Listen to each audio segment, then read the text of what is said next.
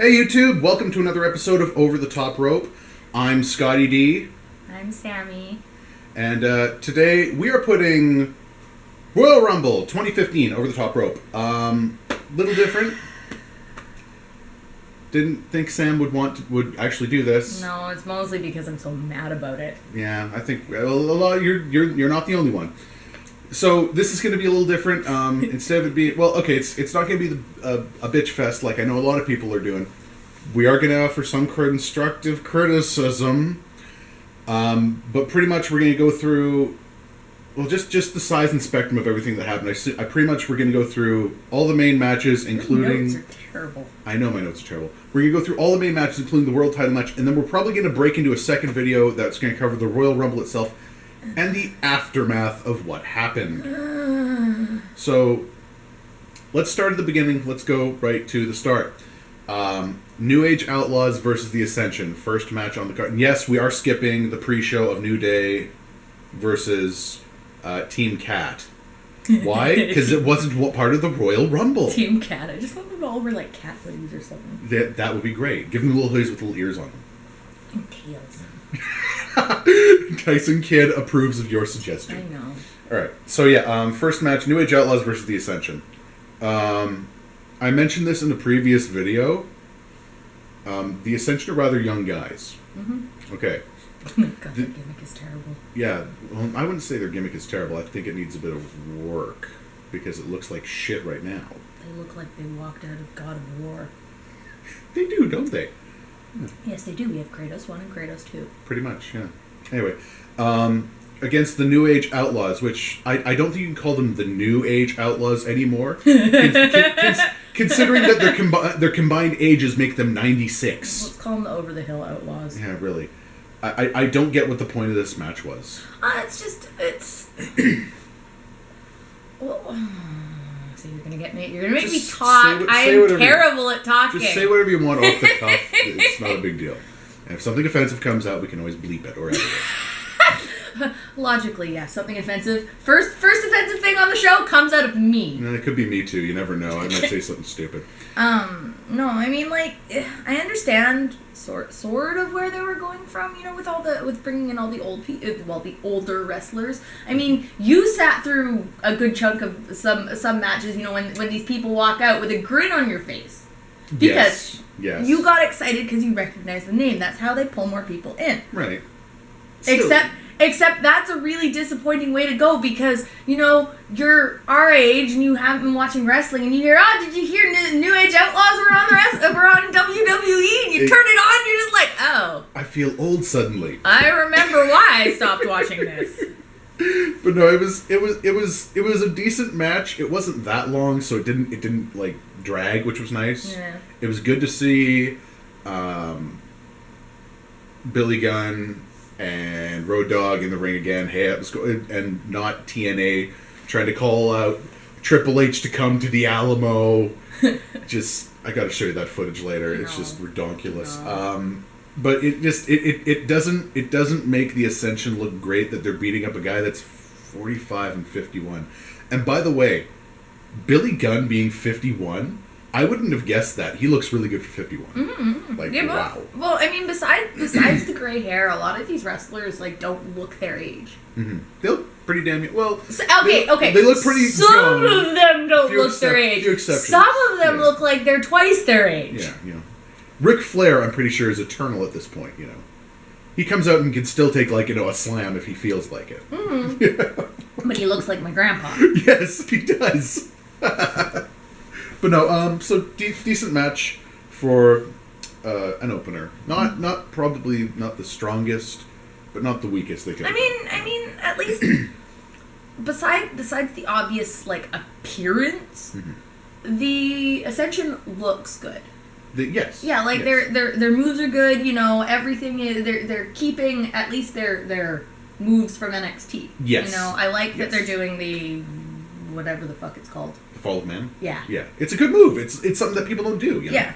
You know what I just realized actually could have worked better than the New Age Outlaws as well? Mm-hmm. They could have gone against Los Matadores. They did not... okay, look, maybe they're not the best, maybe they're not a great tag team or anything. They weren't even involved in the Royal Rumble. The Ascension doesn't have a midget. they need a midget. Well, they could have played that off or something. They could have hit El Torito with the Fall of Man. And then JBL... And they would have broke him! And JBL would have made a joke about how it's the Fall of Bull or some shit like that. There you go. There you go. Well, I don't know. Every time El Torito runs out, I want them to be making terrible beef jokes. Alright, so match number 2, moving right along. I can't remember which one it was, but it doesn't really matter because we can just do this out of order. Paige and Natalya versus the Bella Twins. Well, that's what you says. That's what says number 2 on there. I honestly couldn't remember. I just wrote numbers. I wouldn't know. I went to the bathroom. Yeah. It really was a pointless as fuck match. And the Bellas can't wrestle. I'm so tired of them. Everyone's so tired of them. Why the fuck is one of them champion? You know? So tired of them and their boobs. I'm just so tired of them, period. I'm going to get to this later when it comes to the women's division, but for fuck's sake, you don't just hire... The only highlight of the match was Natalya's coat was awesome. Yes, Natalya's entrance coat with the black and pink, and the shoulder pads with the spikes. I like her fashion choice. That looked really cool. That looked really cool. Yes, I will consider that. Paige seems to also be going for like this badass biker motif. I still say she should have had like a half coat or a half skirt on her coat with like some ruffles to match. You know, it would have been nice, but you know, it'd be matchy, but not matchy. Yeah. Yeah. So the Bella Twins, I just, I seriously think AJ Lee got it right when she was. I don't know if she's ever going to be coming back, guys. I hate to say it. AJ might be gone. But AJ got it right. She's in the same limbo as Sheamus right now. Shh. I keep hoping he'll come back. I miss him. He'll come back. He's on a sabbatical or some shit. But AJ, I don't know, man. I don't know. Mm-hmm. She might be done, and that might be why she said that little snip at the end. Was it talent is not sexually transmitted? Yeah. You can't just hire who the wrestlers are fucking at the time and decide, we'll make him champion because why not? It really it detracts from the whole thing. I don't get why there wasn't a title match involved. You could have had whoever, is it Nikki that's champ? You could have had her go against Natalya in just a one-on-one. Yes, and because it's the one with the tits, not the drunk one. Yes. You could have had, you could have had Natalya versus Nikki. And then just let drama unfold outside with Paige and Brie. Who gives a fuck, I'm so done with Paige. Can we just stop with the drama with her? With the maybe lesbian moves? If they brought back AJ and Paige was a good rivalry, especially when they did that sort of maybe they're lesbians angle with them, Except she's married. I don't think that matters, Sam. Did you watch the show? And I ship Paige with Sheamus. They'd make Dave Glow babies. They'd be see-through. Mm-hmm. Oh my god. That was my favorite off comment by... God, I don't remember which announcer said it. It might have been JBL. Probably was JBL. But I just I died when he said that. But yeah, Bella's won that match. Why, I have no idea. I still didn't know who won. I was in the bathroom. I wasn't really paying... It was one of those matches you don't pay the fuck attention to, really. Mm-hmm, mm-hmm. It dragged. Yeah. It dragged, and it dragged. This whole pay-per-view dragged. A lot of this dragged, yeah. We'll get to the big drag eventually in part 2. Then we had, oh god, I am not going to touch that. Okay, for the past month, they've been building up Naomi pretty hard, Mm-hmm. Why didn't she get a title shot here? Mm-hmm. This would have been a good opportunity, but they didn't do it. Because she's not feuding with the Bellas yet.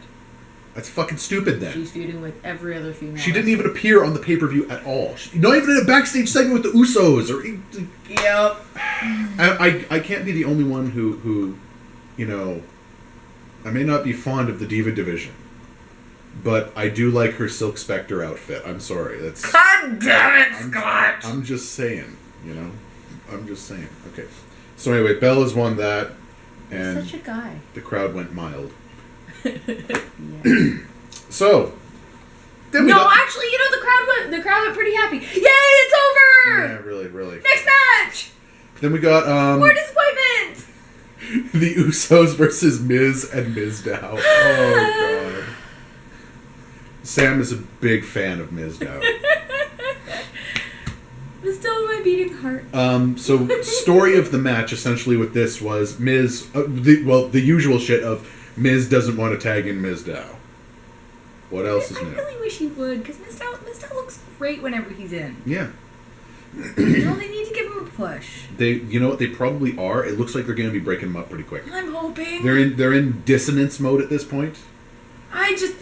I more than anything want Mizdow to pop Miz in the face. Yeah. Just like break his face. I just want to see him do that. Have the audience cheer, go crazy. The audience goes fucking wild. He picks up the microphone afterwards, looks at the audience, and goes, "You're welcome." And yes. That's it. That's it. Yes. That would be great. I only did what everybody wanted me to do. Really? Fuck. Usos had some good spots in this. Lots of air work from them. I like the Usos. They're high technically, energy. I like the Usos. Yeah. Except that sometimes I can't tell them apart. Well, that's why. I know that's the point. That's why they have their face paint on opposite sides. I still can't tell. I still can't remember which one's which. Jimmy's the one with, Jay is married to Naomi. Oh, that's bullshit. But she wasn't there, so I guess that doesn't really help much. So you gotta figure it out by which one she's like kissing on the ring side, and then try to remember. Yes. And then they just no. Not a T. Miz and Mizdow actually performed very well. I like Miz as a heel as well. He does a good job of being this arrogant prick. I'm tired of Miz as a heel. Well, he's hard. He's hard to not make a heel as a thing because everything he's done in his career is ego driven. Miz turns. Cat, what are you doing? He's sniffing at the camera. That's all. No, like I don't know. He kind of has had the same character his whole career, though. So it's like it's almost. Time He's very much the 12-year-old. This guy's a bad guy because he wears sunglasses. Yes, yeah. Spoony got it right on that kind of yeah. He's very ego driven and blah blah. It's blah. just tired. Mizdow's had some great. Whenever Mizdow picks up the microphone or does his own thing, though, it's fucking great. Mm-hmm. What was it? He did the Lampoon of Boyhood, where he hid the cameras in Miz's house, and he calls this manhood, and Miz is like, "You did what to my fucking house?" That was great. That was great. I missed that part. You missed. It was like a snippet they had on Thursday night. Huh? I missed that part. Okay, you gotta show me that. I'll just show that one. And what was it? He ends, or the other one where they had the reunion, and he dresses like X-Pac from the Clique. Yes. That was pretty fucking funny. That was pretty fucking amusing. Mizdow's fucking adorable. Mizdow's great, and then Miz gets pissed, That's mostly the good part. Yeah, because it's good to see that there's some growth going, and I liked that they built up to the Royal Rumble with the Usos talking to Mizdow, doing the full on. I almost threw my brother out last year. You can throw the Miz out if you want. No one's gonna blame. And really, if he goes out, are you gonna grow up the toe? Cat, what are you doing? He's just sniffing the dog. I know. He's curious as to why we're all on the couch. Shadow's just like, no, now he's biting the dog. Cat, go away. It's okay, Shadow. So yeah, the Usos win and retain their titles, and the birds go tweet, essentially. Yeah. Shadow, what are you doing? Shadow, what are you doing? What? Come here. Hold on. And so. Hold on. Okay, come here. Okay, fine. Oh. Okay, sorry. We've got an addition. Yeah. Meet Shadow. He won't have any opinions here. Don't worry, except on belly rubs. So then we got the World Championship match. I almost called it the main event. Really, seriously, in levels of action and story, it was the main event. Yeah, no, I enjoyed it more than I enjoyed the Royal Rumble. Yeah, we'll get to that in a bit. Yes, we'll watch. So actually, who am I kidding? I fucking loved the Royal Rumble. God damn it, Sam. So we had Bork Laser, Jane Sona, and I don't get why I didn't think this through the first time and just read him as Seth Rogen. No. That would have worked as a goof name, but no, Brock, John, and Seth Rollins. Seth Rollins was the fucking playmaker this whole match. He was on point the entire time. Yes. The only weakness I would say with the match. Well, okay, there were two things. John Cena was in it? No. Okay, there were two things. There were two things. Shadow. There were two things that bothered me here. Okay. 1. Match is 3 minutes in. Not even that. He's German suplexed Brock has German suplexed John twice in a row. Seth Rollins. Wait. No disqualification. That's what I'm getting to. Oh, okay. Seth Rollins gets in. Brock grabs him, puts him up for the F5. J&J runs in, grabs him, pulls him off. Scott was so confused. And the match continues. No bell. So we get another, say, 5 minutes into the match. Brock and John are outside the ring while Seth is lying in the middle of it. And John throws Brock into the steel steps. No, Brock throws John into the steel steps. No, because John picks them up. Does he? Yes. John picks up the steel steps, cracks fucking Brock in the face with them, putting him onto the table. No disqualification.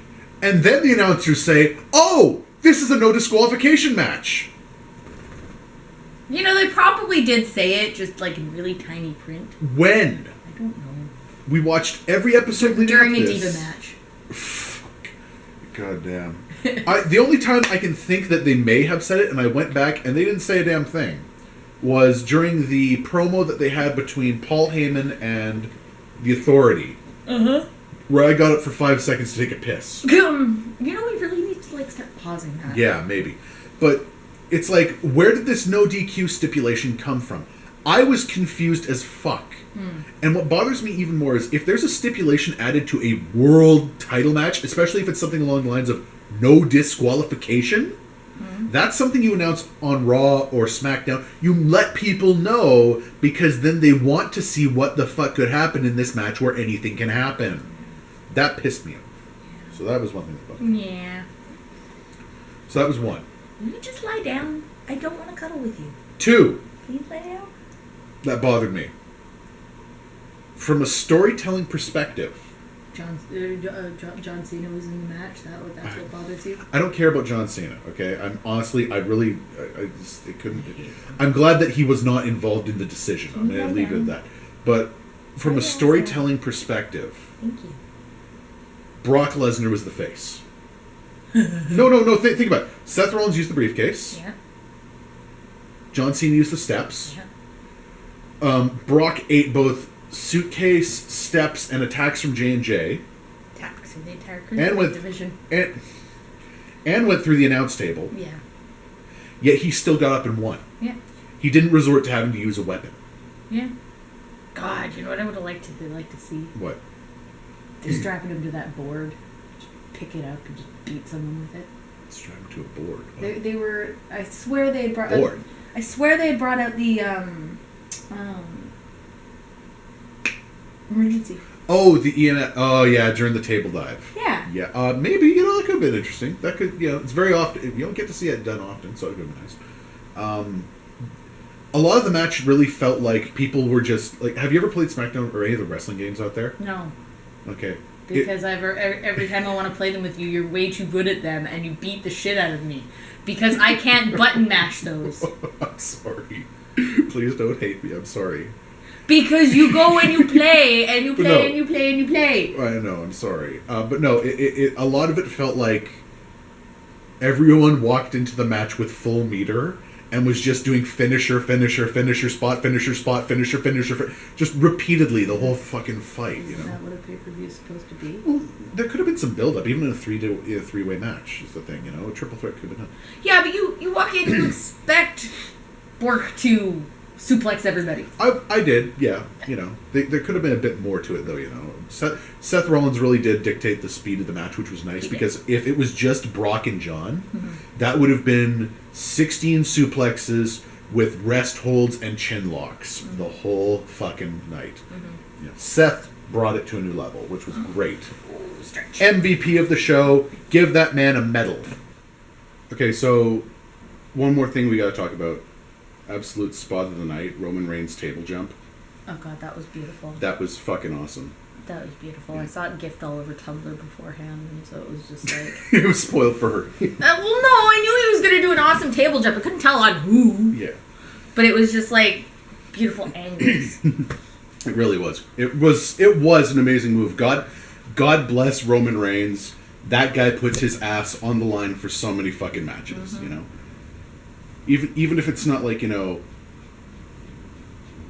even if it's not recognized by people like it should be, it is amazing.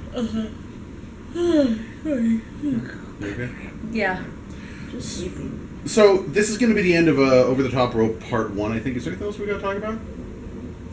On this one, at I least? don't think so. So that's the end of Part 1 of Over the Top Rope for the 2015 Royal Rumble.